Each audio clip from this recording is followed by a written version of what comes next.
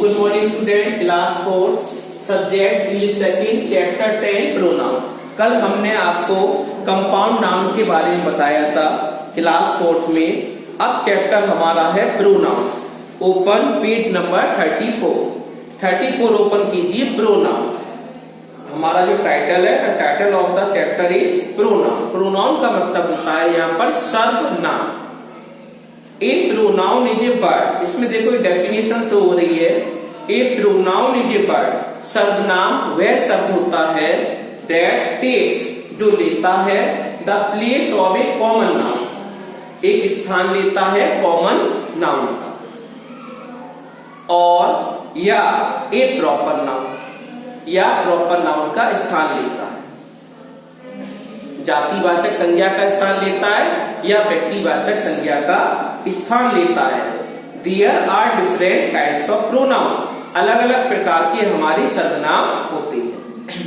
पहला देखिए personal pronoun. अब पर्सनल प्रोनाउन क्या होता है?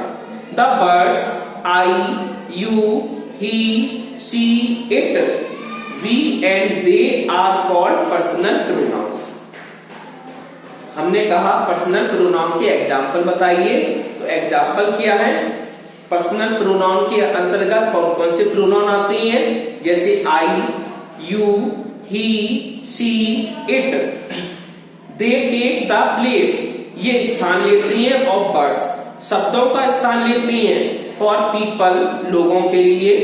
एनिमल्स, जानवरों के लिए। प्लेसेज, स्थानों के लिए। और थिंग्स, और वस्तुओं के लिए। And are use at the subject, और ये प्रयोग किए जाते हैं कर्ता के रूप में। ऑफ द वर्ब, क्रिया के कर्ता के रूप में इनका प्रयोग करते हैं इन ए सेंटेंस, बात में। अब यहां पर एक सेंटेंस है बुक में, देखो। दिस इज माई अंकल, यह मेरे चाचा है। He works in A bank, वह बैंक में काम करते हैं। अब यहां पर देखो माई अंकल, माई अंकल यह हमारा नाउन है। इसके स्थान पर हमने दूसरे सेंटेंस में, in the second sentence, we uses he pronoun, हम क्या कर रहे हैं? ही प्रोनाउन का प्रयोग कर रहे हैं। दोबारा हमने माई अंकल नहीं लिखा है। तो डेफिनेशन से क्लियर होता है सर्वनाम वह शब्द होता है जो स्थान लेते हैं कॉमन नाउन का और प्रॉपर नाउन का। अब यहाँ पर माई अंकल को नहीं लिखा, सेकंड सेंटेंस में हमने ही का प्रयोग कर दिया। ही हमारा क्या है? प्रोनाउन, पर्सनल प्रोनाउन है। Pronoun use as a subject. यहाँ पर दूसरे सेंटेंस में जो ही का प्रयोग किया गया वो सब्जेक्ट के रूप में प्रयोग हुआ है। रीड सम मोर एग्जाम्पल, कुछ अलग एग्जाम्पल देखिए। My name is Varun, I am the strongest in my class. अब यहाँ पर वरुण का प्रयोग हुआ है, मेरा नाम वरुण है। आई एम द स्ट्रॉन्गेस्ट, मैं सबसे ताकतवर लड़का हूं इन द क्लास, कक्षा में। अब वरुण का प्रयोग नहीं करके दूसरे सेंटेंस में हमने कर्ता के रूप में पर्सनल प्रोनाउन का प्रयोग कर दिया है। This is my father, he is a doctor, यह मेरे पिता हैं, वह डॉक्टर है। अब पहले सेंटेंस में माई फादर का प्रयोग हो रहा है, लेकिन हमने दूसरे सेंटेंस में कर्ता के रूप में ही का प्रयोग कर दिया है। दिस इज माई मदर, यह मेरी माँ है। She is a home maker. अब यहाँ पर देखो माई मदर, पहले सेंटेंस में माई मदर है, माई मदर के स्थान पर हमने सी का प्रयोग किया गया है। The words me, you, him, her, it, us and them are also personal pronoun. ये सभी हमारे पर्सनल प्रोनाउंस होते हैं। They also take the place, वे स्थान लेते हैं। ऑफ वर्ड्स, शब्दों का स्थान लेते हैं। फॉर पीपल, लोगों के लिए। एनिमल्स, जानवरों के लिए। प्लेसेस, स्थानों के लिए। और थिंग्स, वस्तुओं के लिए। They are use at the object, इनका प्रयोग ऑब्जेक्ट के रूप में करते हैं। ऑफ द वर्ब, क्रिया के ऑब्जेक्ट के रूप में इनका प्रयोग किया जाता है इन सेंटेंस, वाक्य में। जैसे ऑब्जेक्ट के रूप में हम किस प्रकार प्रयोग करेंगे? देखो, baby birds can not fly. 35 page number पर देखिए ऊपर, baby birds can not fly. जो बेबी बर्ड्स होता है, चिड़िया का छोटा बच्चा, कैन नॉट फ्लाई, उड़ नहीं सकता है। द मदर बर्ड, जो उसकी माँ होती है चिड़िया होती है हैज टू फीड देम, उनको भोजन खिलाती है। अब यहाँ पर बेबी बर्ड्स के स्थान पर जो बेबी बर्ड्स प्रयोग किया गया है और दूसरे सेंटेंस में हमने लास्ट में देम का प्रयोग कर दिया है। यहाँ पर देम की पोजीशन क्या है? ऑब्जेक्ट। देम का प्रयोग ऑब्जेक्ट के रूप में हो रहा है, कर्म के रूप में हो रहा है। देम इसलिए आया है क्योंकि यहाँ पर बेबी बर्ड्स है, एक बच्चा नहीं है चिड़िया का, बहुत सारे बच्चे हैं, इसलिए बहुवचन के रूप में हमने ऑब्जेक्ट के रूप में दूसरे सेंटेंस के लास्ट में देम का प्रयोग कर दिया है। The object of a sentence, जो बात का ऑब्जेक्ट होता है कर्म, इज द पर्सन व्यक्ति होता है, एनिमल जानवर होता है, प्लेस स्थान होता है और थिंग वस्तु भी होता है, दैट रिसीव जो प्राप्त करता है, the action shown by the verb, वह एक्शन प्राप्त करता है जो क्रिया के द्वारा दिया जाता है। अब आगे देखो, इसमें अगला प्रोनाउन है हमारा, ये तो पर्सनल प्रोनाउन हो गया। अगला है हमारा reflexive pronoun, page number 37।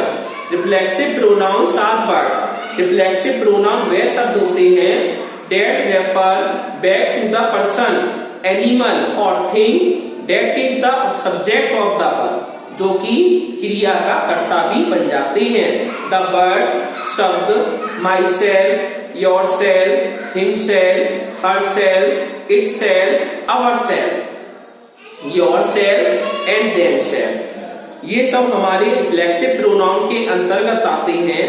You use a reflexive pronoun when the object of a verb और preposition is the same person. Same person होना चाहिए, एनिमल और thing as the subject of the verb, ये हमारे सब्जेक्ट ऑफ द वर्ब कहते हैं इन्हें।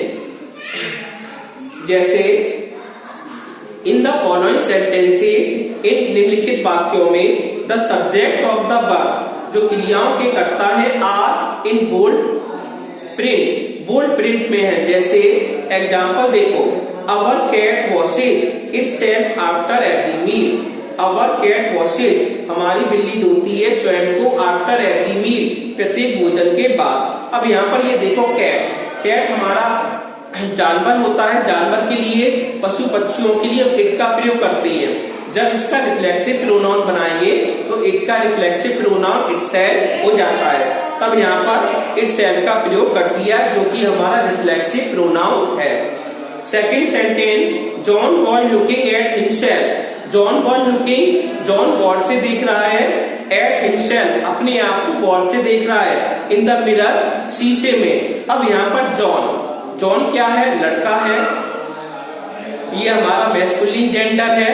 अब जॉन लड़के के लिए हम ही का प्रयोग करते हैं। जब ऑब्जेक्ट में हम लगाएंगे तो यहाँ पर अपने के लिए हिमसेल्फ का प्रयोग हो जाएगा। जो हिमसेल्फ वर्ड है वह हमारा रिफ्लेक्सिव प्रोनाउन कहलाएगा। नेक्स्ट देखो, आई वॉन्ट टू रिपेयर, मैं मरम्मत करना चाहता हूँ द कार, मैं कार की मरम्मत करना चाहता हूँ, माई सेल्फ, स्वयं। अब यहाँ पर ये देखो, आई हमारा सब्जेक्ट है, आई के साथ हम अपने के लिए माई सेल्फ का प्रयोग करते हैं। जो माई सेल्फ होता है वो रिफ्लेक्सिव प्रोनाउन के अंतर्गत आ जाता है। नेक्स्ट, किरण फेल, किरण गिर गई, एंड हर्ट हरसेल्फ, और उसे चोट लग गई, स्वयं को चोट लग गई। अब यहाँ पर ये देखो, किरण है जो लड़की है या औरत है, स्त्रीलिंग है, फेमिनाइन जेंडर है। अब औरत या लड़की के लिए फेमिनाइन जेंडर के लिए हम शी का प्रयोग करते हैं। शी का ऑब्जेक्ट होता है हर में सेल्फ जोड़ दिया तो हमारा बन गया हर सेल्फ। हर सेल्फ हमारा रिफ्लेक्सिव प्रोनाउन के अंतर्गत आ जाता है। अगला प्रोनाउन है डेमोस्ट्रेटिव प्रोनाउन। अब देखो, डेमोस्ट्रेटिव प्रोनाउन क्या होता है? संकेतवाचक सर्वनाम क्या होता है? डेमोस्ट्रेटिव प्रोनाउन जो संकेतवाचक सर्वनाम होते हैं, आर यूज प्रयोग किए जाते हैं फॉर शोइंग थिंग, किसी वस्तु को दिखाने के लिए, दर्शाने के लिए। द वर्ड शब्द this, that, these and those, जो हमारे शब्द होते हैं, जैसे दिस हुआ, डैट हुआ, दीज हुआ, दोज हुआ, ये सब हमारे डेमोस्ट्रेटिव प्रोनाउन कहलाते हैं, संकेतवाचक सर्वनाम कहते हैं। जैसे दिस इज माई डॉग, यह मेरा कुत्ता है, and that is my cat, और वह मेरी बिल्ली है। अब इस सेंटेंस में देख रहे हो दिस और डेट का प्रयोग किया जा रहा है, तो ये दिस और डेट हमारे कौन से प्रोनाउन हो गए? डेमोस्ट्रेटिव प्रोनाउन, संकेतवाचक सर्वनाम कहे जा रही है। सेकंड एग्जांपल है दिस इज द हाउस, ये वही घर है वेयर आई लिव, जहां पर मैं रहता हूं। अब दिस का प्रयोग कर रहे हैं, दिस हमारा डेमोस्ट्रेटिव प्रोनाउन के रूप में प्रयोग किया जा रहा है। इस प्रकार हमारे 3 प्रोनाउन आपके कोर्स में आए हैं, पर्सनल प्रोनाउन और रिफ्लेक्सिव प्रोनाउन और डेमोस्ट्रेटिव प्रोनाउन। ये हमने आपको एक्सप्लेन कर दिया और समझा दिया।